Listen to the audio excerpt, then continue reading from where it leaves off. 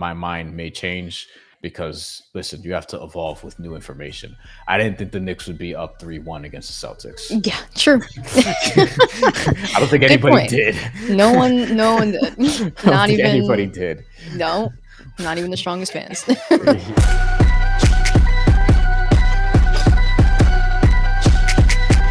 I had to be like, Candace, you have to answer me this or you can't eat for a week right now.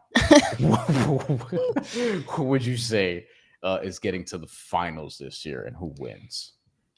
I think that we're going to see part 2, Minnesota and New York. I think both teams did the right thing this offseason, which was basically stand pat, like not really changing much of what worked for them. The only team, I could be mistaken just in terms of like Minnesota's moves, but I feel like New York made the splashier move by getting Natasha Cloud, understanding we're not gonna, whoever we pick at 7th, I think, or 8th, wherever they had that pick, we're not gonna play them. So there's no point in keeping this pick. Let's do the smart thing, leverage that to get somebody that will play immediately, someone who will start and who is going to elevate this team even further, Natasha Cloud. That is an excellent acquisition that opens things up tremendously for literally everybody in that starting 5. And so I loved that move from them. So I think New York goes back and Minnesota didn't really change anything about their team makeup. And I think that that is the smart thing to do because nothing was wrong with that team. It was just a lot of very close games on very, very weird, questionable, controversial still calls, especially in games 4 and 5 in the finals. So it makes sense for them to want to run it back. And you have, in my opinion, the MVP probably for this year, which will be Napheesa Collier, in my opinion. Sorry. Sorry to the Caitlin Clark betters. I am a huge Caitlin Clark fan. She'll have multiple. She'll have multiple MVPs. It's fine. It's exactly. Caitlin Clark is going to go down as one of like the best WNBA players by the end of her career. So that's cool. Napheesa Collier, I do think it's her time. And I think it will be her year. She's going to definitely be someone who is not carrying, but she will push that Minnesota team to the finals once again. They have excellent players around her. They still have Lana Smith. They still have Courtney Williams. They still have Kayla McBride. They have an excellent team. So I think that will be where they land as well. But I do agree with, I think, C. Glazer in the chat. I think the New York Liberty repeat. Just because I do find that Natasha Cloud acquisition, again, elevates the rest of the team to a level that they weren't at last year. And on top of that, I think that their bench is further fortified by the fact that they have Marine Johannes back, and she will help them tremendously with scoring off the bench, which they lost when Kayla Thornton was drafted by the Valkyries and with Benijah Laney Hamilton being out for the year. So yeah, I gotta go with the Liberty repeating, but that is a very, very tall task for any team to repeat. The Aces managed to do it most recently, but even then it was just it's very, very, very difficult to do that in professional sports. So I'm leaning Liberty. I would not be shocked if the Lynx took it from them, though. So that is says. Still remember the Irish tap dance steps by Stewart in the dying seconds of the game. Listen, I do too. They almost gave that away. I think it's one of the underrated things. But Candace, to your point, yeah, I said after they lost to the Aces, they need Natasha Cloud. Yeah, because the Courtney Vandersloot spot, I was like, you need a defender there. And granted, she's not the most efficient, but I am a big. You want to ask me who are my favorite, like absolute favorite players in WNBA to watch? Natasha Cloud is in the top 10. She's absolutely up there. She's my type of player, and they need the toughness that she could provide. They need the perimeter defense that she could provide. Yeah, she's had some big playoff games in the past as well. She's been a champion, obviously, a starter on a championship team.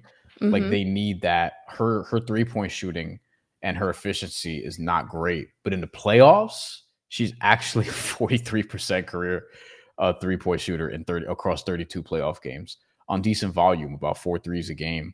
Last year, 46% across 2 games. during the championship run that Washington had in 2019. She was 38% from three, 44% from the field. These are on like a legitimate volume, about 10 and a half field goal attempts per game, 5 threes per game. She was averaging 13 and 6. Like, she is, I don't know what the WNBA equivalent is to a 16 game player in the NBA. It would be a, how many games do you have to win, actually? Is it 8, 10? Whatever. I think it's, yeah, something like that. Yeah. she's a dog. She's a great playoff player. Yeah, it doesn't sound as good as 16 game player. Like, she's a 10 game player, an 8 game player. It doesn't sound as good. But she's a great playoff performer is the point. I think that's going to be key. Also the exact type of player you want next to Sabrina Ionescu.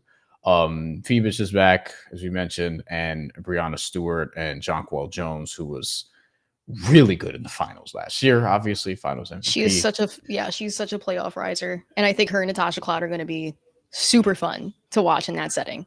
Yeah. If it wasn't for Natasha Cloud, I'd be looking for reasons to fade the Liberty. Yeah. I think they get it done again because she's there, and if she's healthy. If she's not healthy, then I have to reevaluate some things. But I also like their depth. Like, Jalen Sherrod might give them something. We mentioned Joanny. I think it's the French pronunciation. If you just look at their team, Isabel Harrison was, I thought, a really underrated signing. Is Esmery Martinez going to give him something? We'll see. And you mentioned Sabali. And then Minnesota, like, mostly running it back, but I still love their roster. Like, Courtney Williams, another playoff killer. Kayla McBride, also in my top 10 of favorite players to watch in WNBA.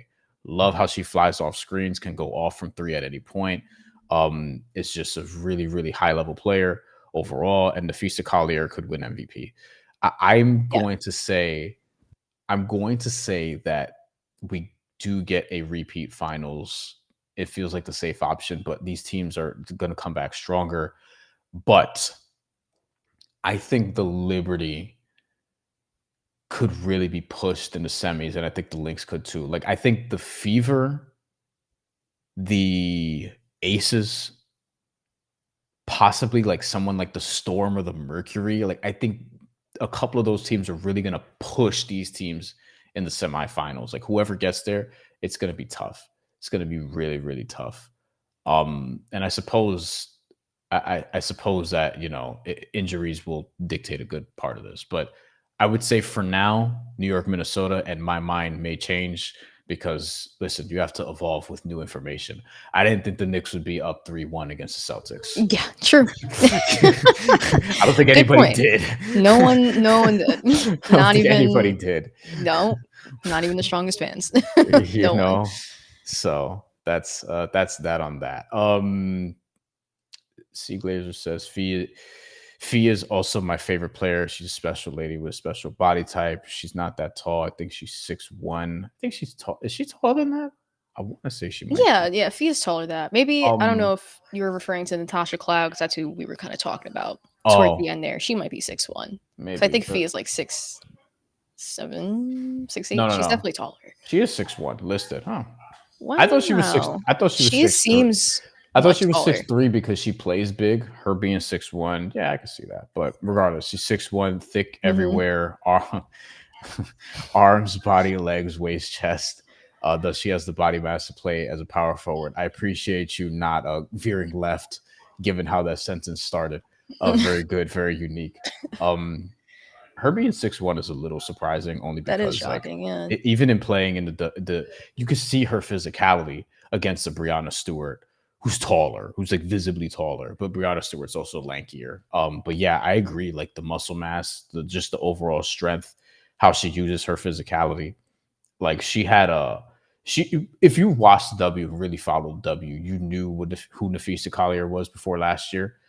But last year, I think in terms of the mainstream, was a breakout sort of year for her, especially given the surprise that they were last season. Definitely. Absolutely.